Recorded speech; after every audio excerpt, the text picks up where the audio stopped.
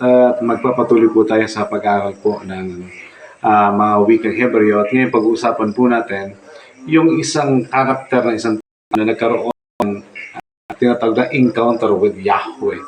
Sino itong nagkaroon ng encounter with Yahweh? Po ay si Jacob. Si Jacob, nung siya ay nagkaroon ng encounter with Yahweh, nagpalit o pinalitan ang kanyang pangalan, ang pangalang Israel. No? At ang Israel, pag tinignan natin, ang naging ibang meaning nito, meaning nito ay struggle with Yahweh. Dahil yun nakipag-wrestle siya sa dakilang may likha. Okay. Ngayon, pag isinulat natin ang Israel sa kasalukuyan na nababasa, magugulat ka, iba pala yung meaning nun.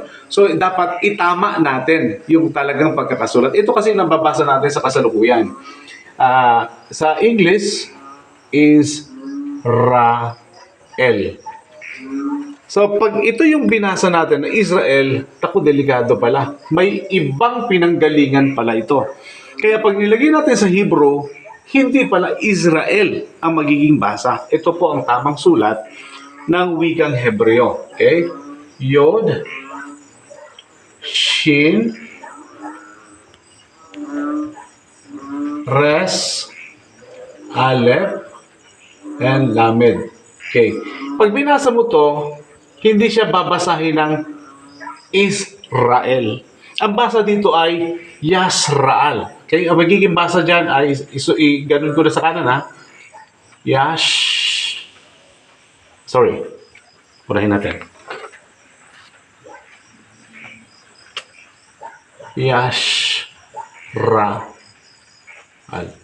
Yasraal. Iba kasi nilalagyan na lang H eh. Yasraal. No, ito ang magiging basa niyan. Yasraal. Hindi Israel. Kasi, alam nyo, magugulat ka, itong Israel, iba meaning nito. Saan nanggaling ito? Nanggaling ito sa tatlong pagan name na sinasamba ng mga pagano na naikabit sa pangalan ng mga Israelita. Kaya naging Israel sila. Pero ang talagang pangalan nila, hindi Israel, kundi Yasraal, na ibig sabihin ay nagkaroon ng wrestler with Yahweh. Okay? Bakit natin hindi dapat gamitin ito? Sapagkat ito ay galing sa salitang Isis, Amun-Ra, and El. Ito yung plural niya ang Elohim.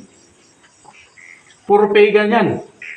Puro pagan. Kaya hindi natin ginagamit ito at hindi pala natin dapat gamitin. Instead, ilagay natin sa tama ang pangalan ng Israel na Yasraal.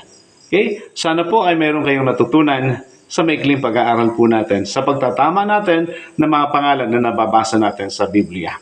Tandaan, mas mahalaga ang katotohanan kaysa nakasanayan. Pagpalain tayo ng dakilang mahilikan.